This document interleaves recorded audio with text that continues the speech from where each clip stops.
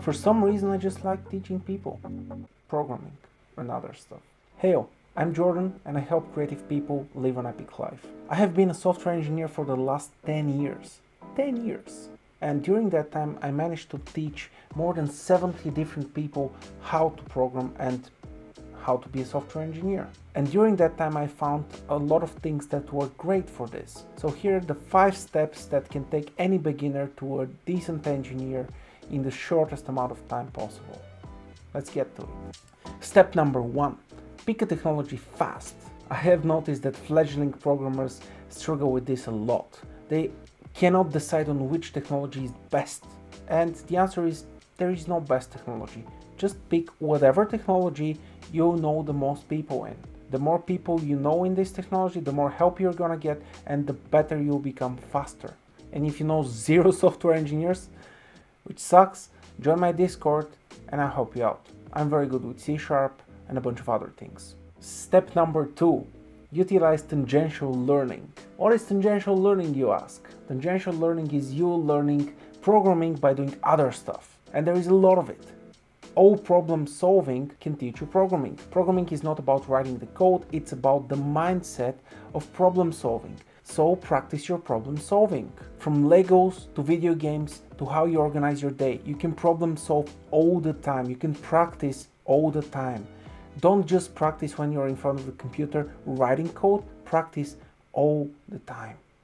Step 3, and this is a hard one. Don't learn any theory for the first 2 months. Programming requires you to do something extremely difficult, to be a computer. Human brains are not computers.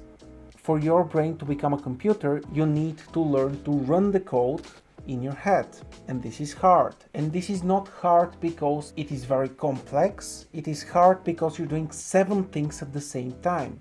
To learn those 7 things, you cannot learn them in theory. You need to practice each and every one of them every single day, step by step, until you become very good at them individually, and then you start combining them and running the code in your head intuitively. Once you're there, then theory is going to be extremely useful for your development. So learn all of those things, learn all the basics, and I'll tell you about what those are in a future video. Learn the basics and then start reading theory.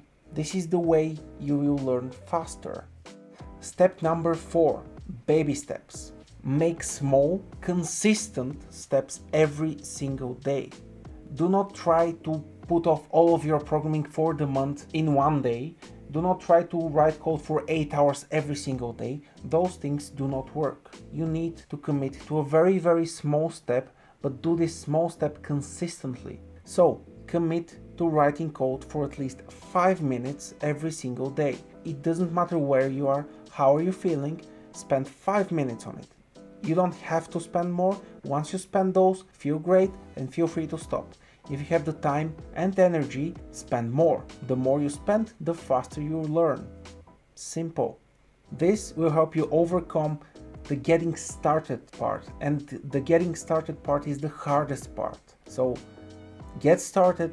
Do it for 5 minutes every single day, and with consistency, I guarantee you, you will become an excellent engineer. It will take some time, but you'll get there. Step number 5, make an exciting side project. Exercises in programming are necessary. Like driving a car, you need to learn to push the pedals first. You need to learn how to switch gears first, as if somebody has time for that. Before you can actually become a race car driver. So the same thing goes for programming. You need to do a lot of those simple exercises, a lot of them, before you can actually create more interesting projects. But after you get there, the best way to grow is by creating your own project. Find an idea that you were always excited about and make it happen. While walking this road, you're going to learn a lot of things. And because it is your project, it is your idea, you care for it, you're going to spend so much more time and energy on it. So you're going to learn faster. And at the end of the day, you'll also have your own project to show for. You can use that at interviews, you can use that to solve the problem that you originally intended to solve, you can even make a startup out of it. It's a great idea to create a personal project. So do that after you're finished with the exercises. We did it. That was the list. It was a little bit heavy, but we did it. So ping me on Discord. If you have any questions, I will answer them. Thanks for watching and stay awesome.